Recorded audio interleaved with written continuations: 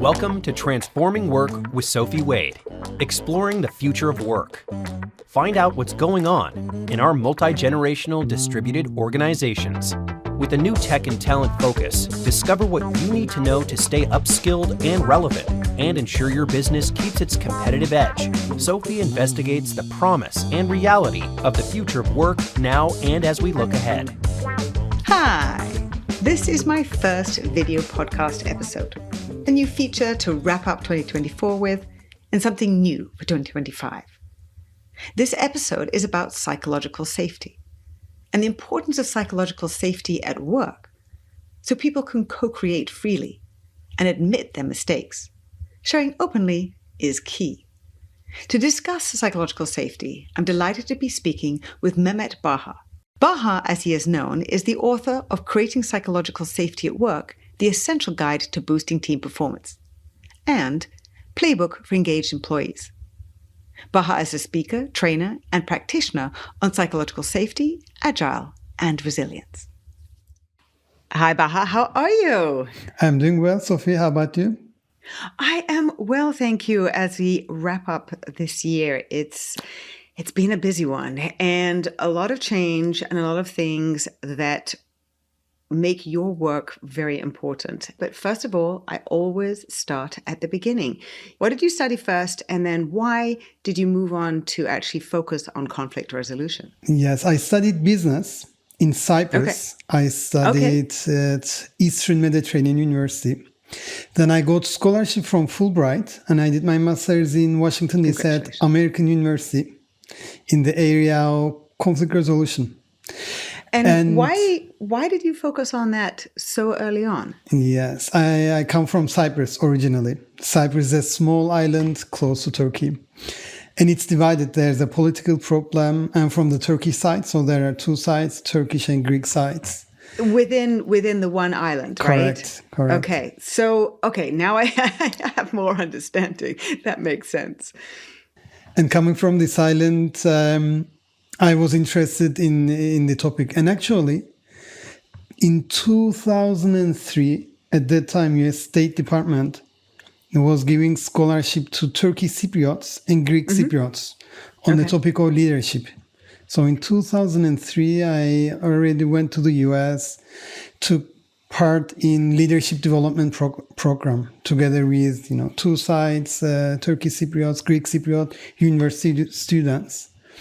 And meeting with civil society in the U.S., taking courses on leadership, etc. So, and then doing my master's in the U.S. So you also have a period where you are doing trainings, you're a volunteer teacher, consultant trainer. So then you're starting to want to use this idea of conflict resolution. Was that what you were doing the training on as you were building up towards with anticipation of what you might be doing in the future? Yeah. Actually, my father is a management consultant. And when I was studying at the university, around when I was 20 years old, I was helping my father as assistant facilitator to do learning sessions on leadership, resilience, management, communication, etc. So I started at a very relatively early age, 20 years old. And then since then, I always try to make a difference in the world, at least one person at a time. That's what brought me to this area of training and consulting. Before we go further on, I do want to address the fact that you have a line item, which I absolutely love, that you are a musician and a percussionist, and you have played music in so many different countries. Yes. What percussion do you play, and what a role has this played in your life, including what you're doing now? Yeah, that's a good question. So I play Latin percussion. So bongo, conga, and different other instruments. And I played with different musicians, artists in the US, Ireland, Turkey, Cyprus, Guatemala, different music genres. So pop, electronic music with DJs, modern jazz in the US. Yeah. Being a musician or being involved in music actually helps me see things differently. I try always in my work as well, try to innovate it, do something that others do not do or cannot consider. And I value it a lot, this mindset. Oh, being free, music for me is like being free, and as well as trying to innovate, putting my heart into it. And I try to incorporate that in my work as well. And coming from my empathy perspective, when you're playing with other people with very different cultures, different types of music, you're having to empathize. You're having to connect and understand where they're going, what they're playing, what the mood is, the tone, the timbre. I mean, that's very interesting in terms of connecting with other people, and there being, to some degree, a safe space that people can, create music together, right? Yeah, true. And it has to do with finding the right musicians as well. You then go to Facebook, but you're not doing something so similar. This is 2009. You spent 3 years at Facebook, and it sounded from our previous discussion that this was a really important time of your life in terms of the learnings you had in business and what that sort of spurred you to do afterwards. Yeah. So I was one of the first employees of Facebook in Europe. That was 15 years ago.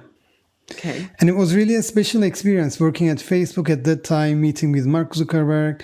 The company at that time was growing exponentially. Year after year, it was selected at that time as the best place to work. It had a very high level of psychological safety in the workplace. Unfortunately, it's not true anymore. And at Facebook, I had the chance also to mentor new employees, etc. And at that time, we had a lot of flexibility at work.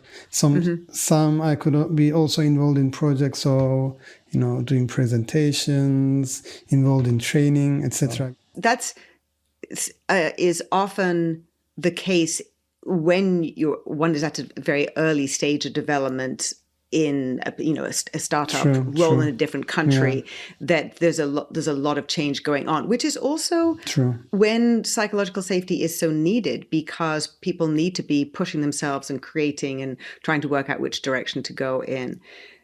It seems that after that, you then really decided to put a stake in the ground in terms of psychological safety and being somebody who was, bringing that into workplaces. What generated that particular sort of impetus to make that your full focus? Actually, a number of factors here. So the first one, you pointed out my experience at Facebook, seeing this psychological safety in the workplace. And I worked at Facebook from 2009 till 2013, so 4 years in total. And around 2012-13, Google started a project called Project Aristotle. And that's where they found out that psychological safety is a key element of high-performing teams. So one of the factors is my experience at Facebook and seeing that study done at Google. Facebook and Google offices in Dublin were very close to each other. And secondly, after Facebook, I worked at one German company. I was working directly with the CEO. And this company does not exist anymore. Apple purchased the company. And after working in that company, around 2.5 years, I started my own training and consulting business. This was in 2016. And at that time, psychological safety was not popular. And I created one concept called collaborative leadership. And one part of it was on psychological safety. And the last impetus, the last factor was the beginning of pandemic, 2020. And I did one learning session on psychological safety. And then I got really great feedback on that learning session. And since then, I focused mainly on psychological safety. So let's just understand what it was that came out of that original study that Google did, and some other more recent research as well that you can add to that about why psychological safety is so important. Yeah. So around 2012, Google did a study, as I mentioned, Project Aristotle. The question was, what makes teams successful. So Google gathered scientists, academics, people and culture teams. They started analyzing employees. They did focus groups. First, their assumption was the profile of employees. They assumed that if the employees' profile are good, maybe the universities they studied at, I don't know, Yale, Harvard, Princeton, Stanford, whatever, and then it could play a factor, or the gender, or the previous background. And later they realized that actually profiles do not have the key critical role. So they found out that certain elements, one of them is clarity. In case, the goals are clear, it can improve the performance. Second point is purpose. If employees believe that their work has a purpose, meaning behind it, it also contributes to high performance.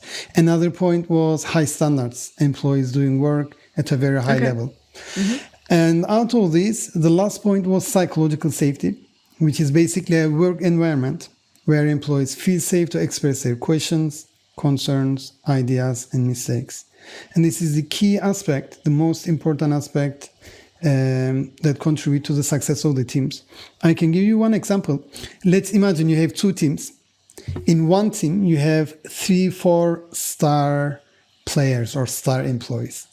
And in the second team, you have just 1 or 2 star employees, so less number of star high-performing employees.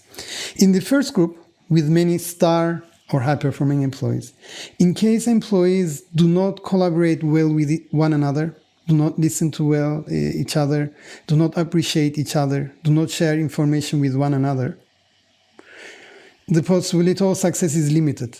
In the second team, maybe you have 1 or 2 star employees or high-performing employees. In case they collaborate well with one another, listen to each other, share information, and appreciate each other, in the second team, in case there is psychological safety, the second team is much more successful. And your question was also about, tell me about, what this topic is, the theory behind it.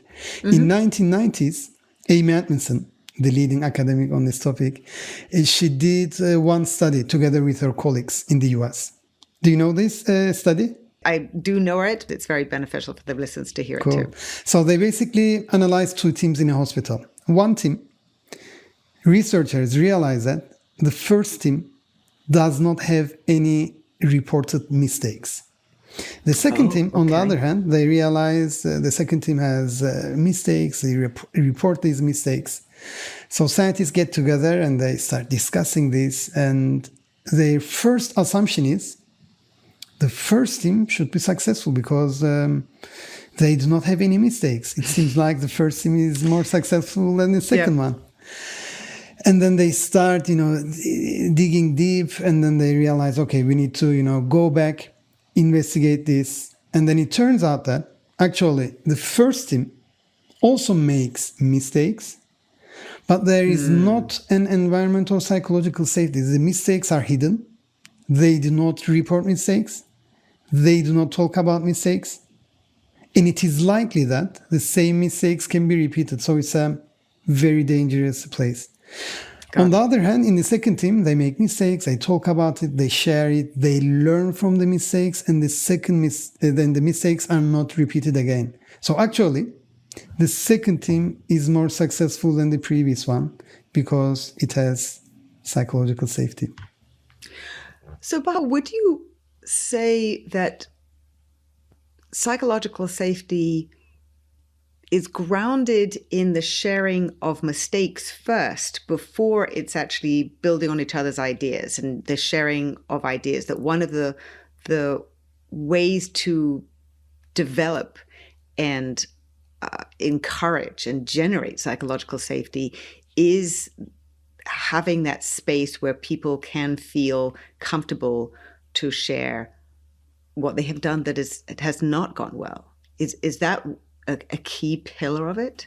It's one of the key elements. So going back to your question, sharing mistakes and or building up on ideas, it's not either or, it's and both. So it's both of them. And sharing mistakes, learning from them and improving is one key element of creating psychological safety. And at the same time, we also need to consider the strengths of our employees. What are their strengths? And how can we as leaders ensure that our employees can focus on the work that are aligned with their strengths? How can we appreciate our employees? How can we listen to them, involve them in certain aspects of the work? And on top, dealing with mistakes is also an important part. And how does that relate to for the leader, for the manager? Because that is something that I know leaders do find it less comfortable to be sharing what they may themselves have done wrong, being vulnerable and sharing maybe more personal issues, but particularly or personal situations, but also very much that they do make mistakes too. How have you been able to help leaders and managers be sharing their vulnerabilities to enable that safe space? Because their role is so critical in setting the example, in showing the behaviors that their team members need to be, modeling. Yeah, it's a good question. How to enable this change in leaders? I work with leaders around the world, from North America to Asia, Middle East, Europe. And long story short, to make any change in any person about this topic of vulnerability, no one is perfect. We make mistakes, we learn from them and improve. It boils down to 5 points. To what extent is the person aware about this? To what extent is the person interested in changing themselves? To what extent does that person have knowledge to change, how to do this? To what extent can that person take action? So I need to be aware, I need to have interest in showing this vulnerability to create psychological safety. I need to have the knowledge of how to do it. I need to take action. I need to sustain this. I can share 2 examples with you on this. One from one European institution. I did a learning session on psychological safety. And on the topic of vulnerability, the mistakes, I shared some examples from around the world, how different organizations, successful organizations are doing this. And one of the leaders in the training group, she said, "This is wonderful. Now, tomorrow I go back to the office." So she is open on this topic. Good. She is self-aware. She wants to take action. She said, "I'll go back to the office, talk with my team. And what we are going to do," this is my plan, of course I will talk with them, "is to create a failure report in the next quarter." So in this report, we are going to basically talk about the mistakes we made and focus on the learnings out of these mistakes, and then prepare a short report and present it to other departments so that they can also learn from our mistakes and then not repeat the errors. It depends on the openness of people. Certain leaders, they are open. They say, "I am not perfect. I am here. I have my blind spots. I am here to learn as much as possible and try to make even little bit difference in the world of work, in the workplace." And there are some people who say, "I know everything," and then we cannot really make any difference. So we need to be open to this and then try, learn, and improve. Yes, and more these days, leaders are realizing that in an environment which is changing so much that no one person can have the answers. So this idea of being open to the fact that we are going to be making mistakes as we, try and work together to create solutions. She wasn't just sharing her own mistakes, though. She was sharing her team members' mistakes. That's very interesting to me. Also, in all of this, because so much of my work is related to empathy. So empathy starts with you. It starts with oneself, because if I don't have enough awareness of myself and how I work and my judgments and opinions and reactions and all those type of things, it's very hard for me to really have an understanding about other people, which is obviously what empathy is focused on. How do you help that manager or that leader obviously she was open. She also has to stimulate and generate that psychological safety and that openness in her team so that they all are comfortable with sharing that information broadly across the organization. How does that work? Yeah. In my case, based on the good examples where we can see some improvements in behavior, we do learning journeys. So rather than having one-off learning session, it's a learning journey of, let's say, 6 months, 8 months, trainings, and in between coaching sessions. And then in coaching sessions, we talk about what did you do well, what can be improved, and how to take the next step. And another learning session, and then coaching. So it's a journey. It takes time to make an impact. And as I said, once participants are willing, open, and ambitious to improve their team performance, we see improvements, and team members also see, improved working conditions. Leaders, yes, they are focused on improving the performance of their teams. What have you found helps motivate the team to create, to work on themselves and to be putting that effort in to change the dynamic, to make themselves more vulnerable, so to speak, and to be sharing some of their mistakes? It's not necessarily self-evident, particularly when we're all so busy, we're all trying so hard, there's so much change going on. This is not an easy environment to make that first step necessarily. Yeah. So there are a number of factors here. The first is ourselves as leaders. To what extent are we role models? The first question. Sharing our own mistakes, experiences, learnings out of this. The key point here is not to talk about mistake and then, we go down and then we feel depressed. The main focus is on the learning experience. What did we get out of this? And how can we do this better next time? So starting with ourselves, role model, it's a key aspect here. And then secondly, the second aspect is about feedback. So this seems sort of unrelated to sharing mistakes, but the way we share feedback plays a crucial role in creating psychological safety. Whenever, independent of the country that I do training, whenever I do a learning session with leaders and I mention the word feedback, the first thing that comes to their mind, participants' mind, is critical feedback, constructive feedback, or negative feedback. And the research shows that in high-performing teams, there is a ratio of 3 to 5 positive feedback for every negative feedback. Oh, okay. So in Very case we have a team and then we always see what is missing, the glass half empty, criticize employees all the time, and then we negatively we negatively affect psychological safety, then employees do not feel safe to share their mistakes. So we need to find ways to appreciate employees, create a constructive work culture. So this is the second aspect, being role model, the way we share feedbacks and appreciating employees.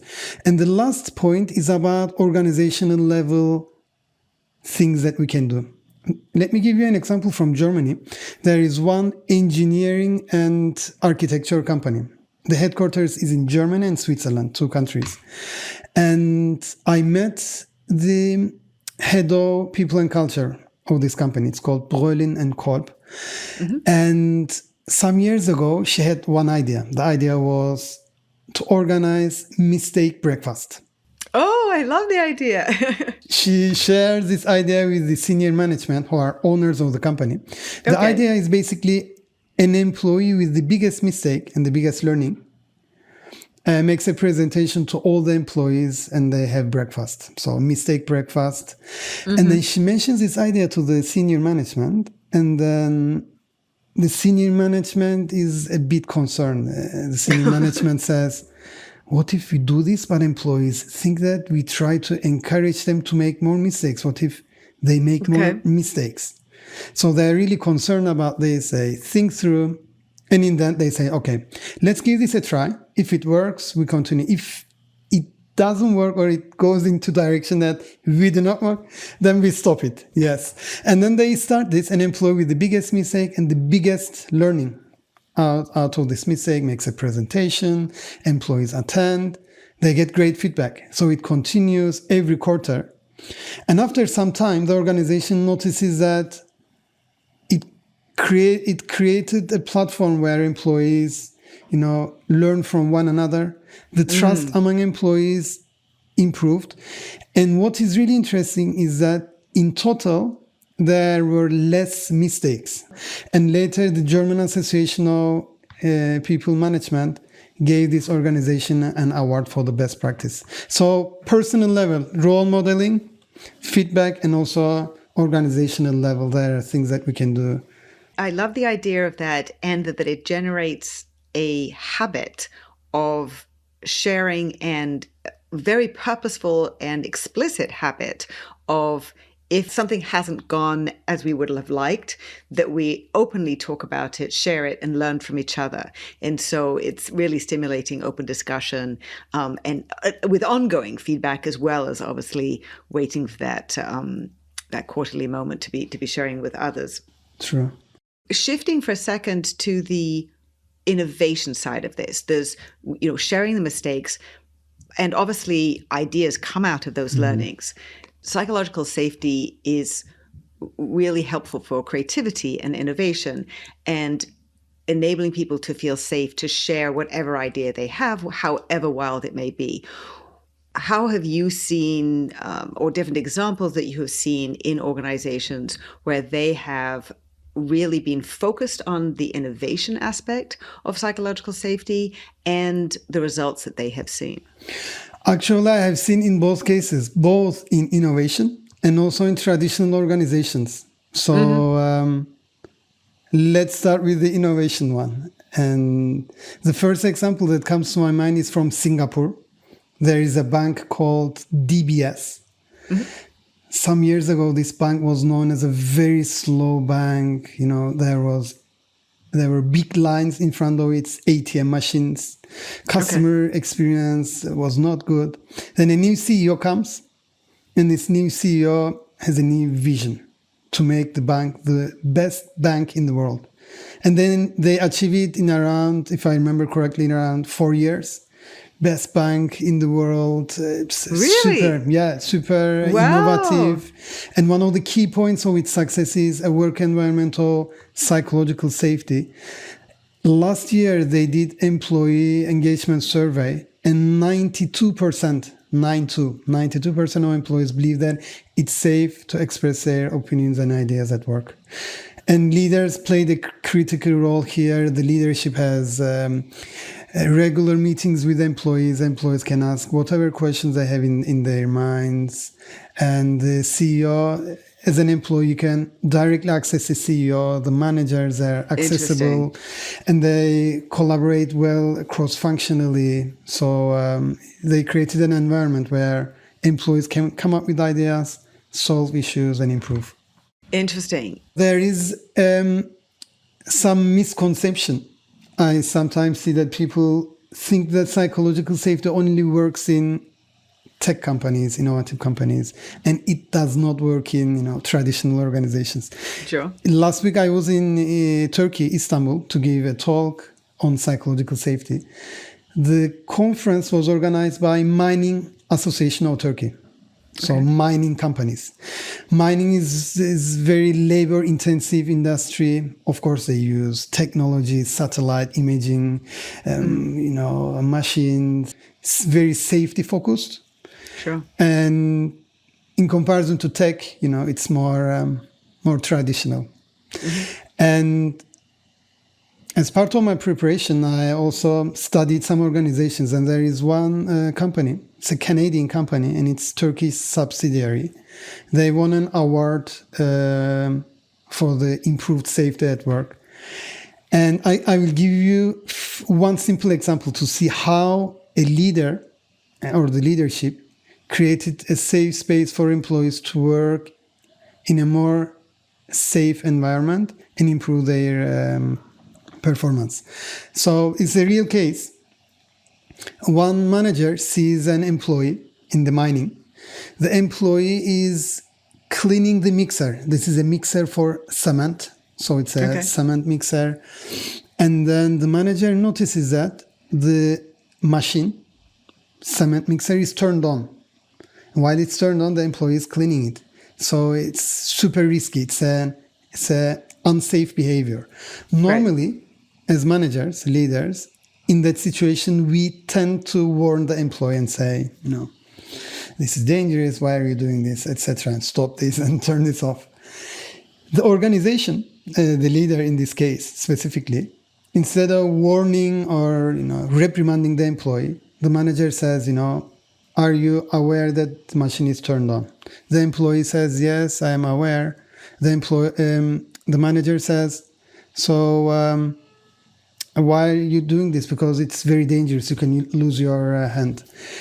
The employee says, look, the reason is that the button, the on and off button, is 200 meters away from the machine. I have time pressure. I have a lot of things to do. I'm overwhelmed with the work. I'm in rush. So instead of going there 200 meters, turning it off, coming back here, it's more practical for me. So the manager says, okay, what if we change the setup, the workflow? You have the button next to you, on and off. You do not need to walk. You just turn it off here. What do you think about this? The employee says, oh, that's a great idea. We can try this. They try this. The possibility of accidents goes down, more safe, a safer environment. So the key question here, whether we work in a tech, super innovative environment or a traditional one, the first step is to talk with the employees, understand, because they're closer to the work. What's going on? Sure. What are the reasons, root causes? Involve them in coming up with the ideas, implement those solutions, give them space to share ideas. Psychological safety, then we create a safer and better work environment where the performance of the employees can go up.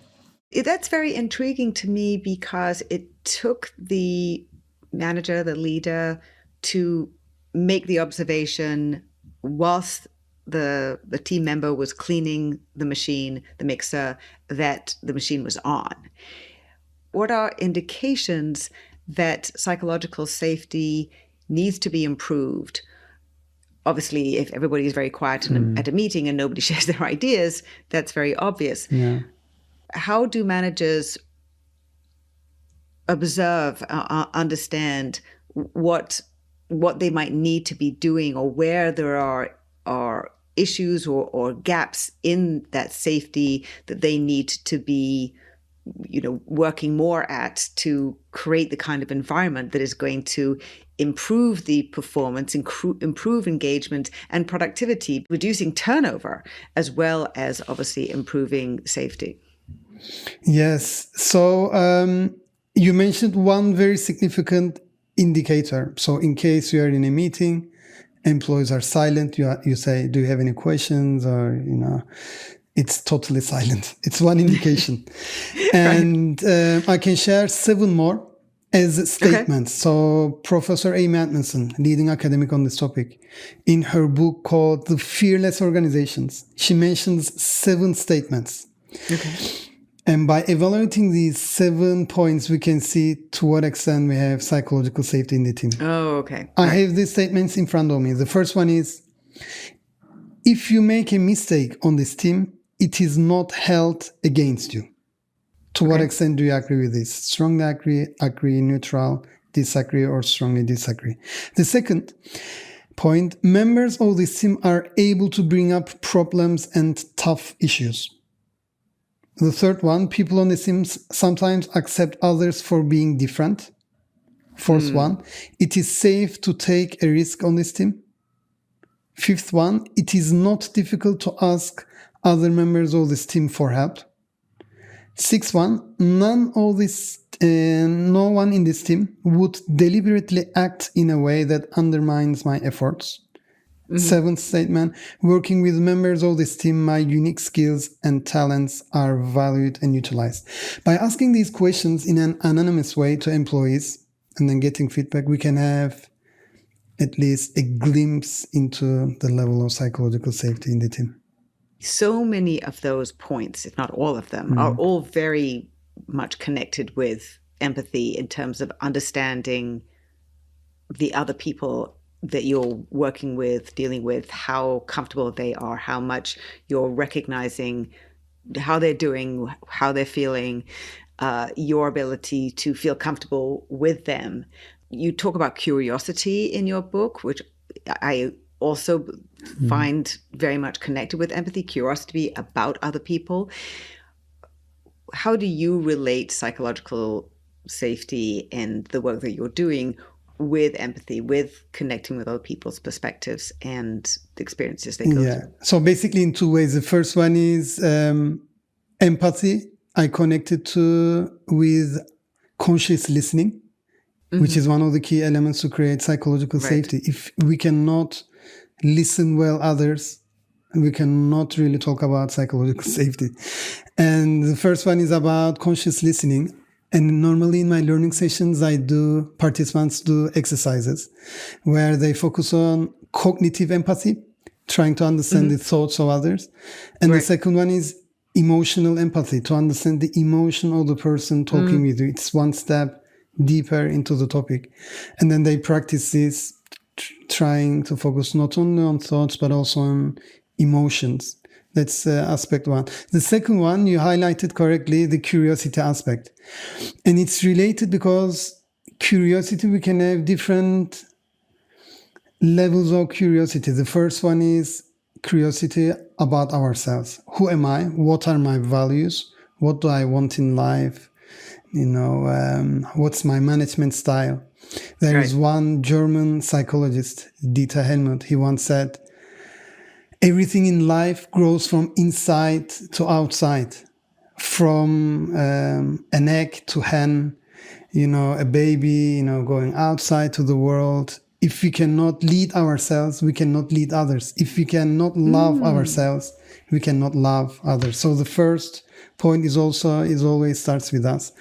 And the curiosity in that is curiosity about ourselves, and then curiosity also about others. So Sophie, what are interests of Sophie? What did Sophie do on the weekend? It's important for us as managers to show that empathy, understand others at different aspects of the work. What are the strengths of others? We show again empathy. What are the projects they enjoy doing? And then based on this, we can lead them in a more effective way. So empathy is a crucial aspect.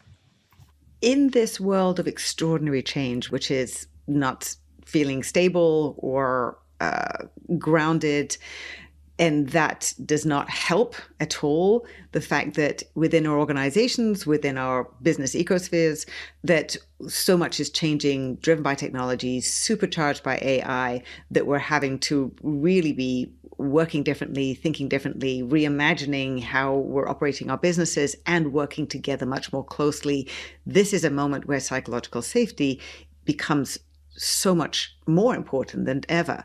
How are you seeing that elevated concern about creating psychological safety, and as well as obviously recognizing the need for it, I would imagine as well? Yeah. So basically two things here. Let's start with the geopolitical changes, the crisis, the natural disasters, and then we go to the AI. So in these, how can I say, unpleasant, changes, let's say, the wars or natural disasters, and let's imagine there's a war and you have an employee who is originally from that country. Whether country X, country Y, or whatever. And as managers, instead of focusing on the work, putting pressure on the employee, trying to hit the targets, we need to stop and take the time to see how the employee feels. How can we support the employee? Is the family of the employee safe in that place? Maybe we can adjust the workload, and then we can provide the employee with the right internal resources to help the employee deal with that crisis. Right. And for that, we need empathy, compassion.